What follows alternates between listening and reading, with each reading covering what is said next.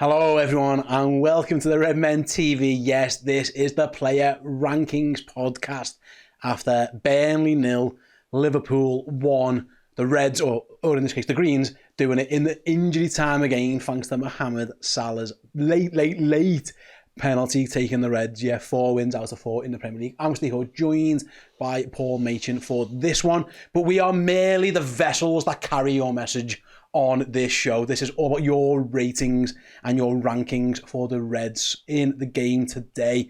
We've been asking you on social media to vote how each of those players played. Were they boss? Were they sound? Decent? Or are you messing? And we're going to get to every single one of them now.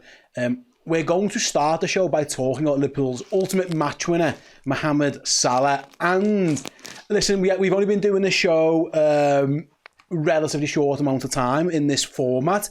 This might be the only time where Liverpool's match winner, Paul, gets voted as you're messing, because Liverpool won 1-0, and yet 39% of the over 600 people who voted Mo Salah as you're messing. And I mean, it's hard to argue. We had a stinker until he was very much needed to kick the penalty in the back of the goal. And look, there's a value in that because, you know, it's the 94th minute of the football match and you've got a penalty to win the game. And there's a reason why Salah's on them, because he's good at them, and also because he is that super experienced footballer. He's your clutch player in that regard. So, yeah, he's a wonderful dichotomy today, is Mohamed Salah, because he is obviously a sensational player. I don't need to tell you guys that. Everyone on earth who watches football knows that Salah is that good.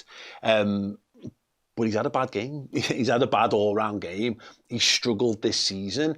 I think there are deeper reasonings behind that, and I think we all know, obviously with the passing of Diogo Jota, there's no way that's not having an impact. We've seen it, you know, in a football ground this season already, how emotional he is. Thought he looked emotional in the game for that. So, yes, weird that I think you're allowed to give your best player a bad mark if he's had a bad game, and you're allowed to have him win a football match for you and have and have an all-round bad game and still say he had a bad game, but you're also allowed to say he's human and, you know, it's understandable why he might not be at the peak of his powers. But it is a mad situation to be in where we're all here absolutely made up to have 3 points. Liverpool unbeaten, top of the Premier League, and the match winner is getting probably the lowest possible, well, definitely the lowest ranking that we can give him based on your guys' votes.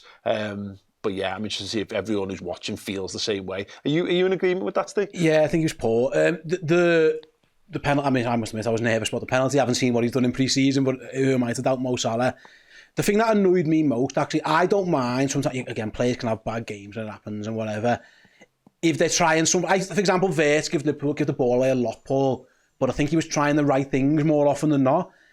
Like, Mo Salah wasn't even trying the right things, and then he was getting them wrong as well. Like, too many overhit, ambitious passes, just the wrong thing at the wrong time. Like, he gave the ball away 15 times. He didn't once beat his man, really, in terms of the stats. He says, dribble attempts, none. He has one shot on target in the whole game, which happens to be the penalty. It just wasn't Mo's day. He's had let's make no bones about it, he hasn't had a great start to the season. Like I say, we can all speculate on maybe how and why, and again, use the comment section on that, guys, to let us know your thoughts. But still, you can't doubt the fact that I probably wouldn't have put him as you're messing just because he did score the penalty, and I think ultimately it's a really good penalty as well, mate. Like, that, against the pressure on, I always fear penalty takers, Paul, when they've had a bad game. I always think, where's his head, where's he at? But actually, it was one of the better penalties he's taken for a long time. And that's because he's a world-class footballer, and that's my point, is that if you've got a less quality player who's maybe just good at penalties or whatever, you know, that high-pressure situation, I forever have this, and whether you're doing it as player ratings or player rankings, what impact does a goal have? You know, do you give someone 1 more point or 5 more points or 10 more points or a whole ranking further up simply because he won the game? And this is the point, this is it. This man right here won Liverpool a football match today. Not by his all-round play on the pitch, but ultimately in a decisive moment, he stepped up and kicked the ball in the back of the net. There may have been another player who had handed that opportunity, might have done the same. But the fact of the matter is, they weren't chosen because this is the man who we know is more likely to deliver. He's in that spot. So does that mean that he should be better than your Messin? No, because that's which I guess people are judging his overall performance, but also maybe I'm too nice. Maybe I would put him in decent on the back of it. But yeah, if he hadn't scored the penalty, he would undoubtedly be in your messing. So it does boil down to ultimately, if you think Mo Salah scoring the winning goal is enough to put him up a rank, let us know. We're going to have to put him in your messing because that is where the vote put him. Yeah, mad. It's one of them as well, mate. To round it off a little bit. What again? We're talking about at the start of the season, and he isn't in the best form. Like I say, Salah, we're so used to him starting seasons. Well, sometimes when you get this version of Mo Salah, it's post AFCON when he looks a bit knackered, or he's had an injury and he's coming back, or it's like February, March and he's ran himself into the ground and he's desperate trying to get that last one goal to break whatever record it is. It's worth mentioning he goes fourth all time on the Premier League top scorers list with that goal today going above Andy Cole. I don't know whether it's like Liverpool are winning and Mo Salah's not playing well. That's a good thing, because surely at some point Mo Salah's just going to be Mo Salah again and be great. There'll be naysayers out there if your glass is half empty or below, Paul. There'll be some saying, the legs are gone. This happens to every player when they hit a certain age.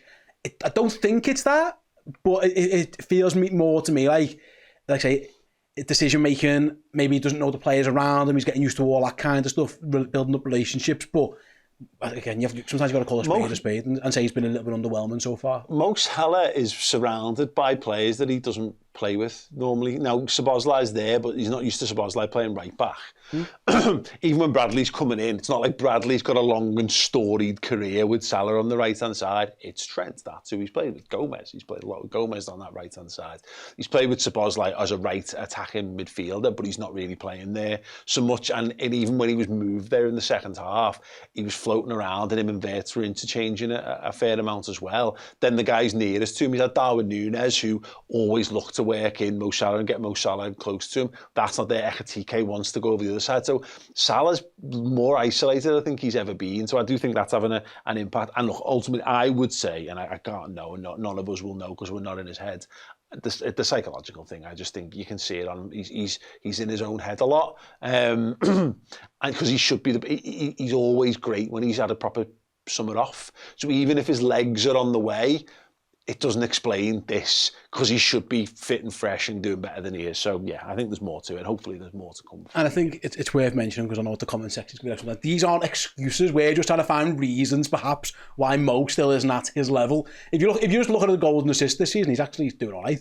It's just like, we know there's more to come. And fingers crossed, like I say, there's more to come, because if Liverpool are winning every game and their best player, in my opinion, the greatest player that's ever played for the team, is actually not carrying his weight so much, that just hopefully means there's more to come. Listen, maybe it's excuses or maybe it's reasons, whatever. The point is that what I would say on that is that I will look to try and work out what Mo Salah's doing and look to try and find things in his favour, because he's a Liverpool player and he's a Liverpool legend and he's ours. There are 19 other football teams with 19 other fan bases of hundreds of thousands, millions of football fans who are there to tell you that everything's going wrong with Mo Salah and not actually delve into it, not try and find out and don't care to understand any deeper reasonings that it might be. As Liverpool fans, he's ours. So I'm prepared to give him the benefit of the doubt, because no one else will. So yeah, hopefully Mo Salah will come back and be more and better for us this season. Yeah, absolutely. Then let us know in the comment section your thoughts on Mo Salah's game today. Liverpool's match winner, getting your mess, and I hope that, again, that's probably going to be the only time that happens this season in any regard. Yet the Reds winning 1-0 thanks to Salah's penalty.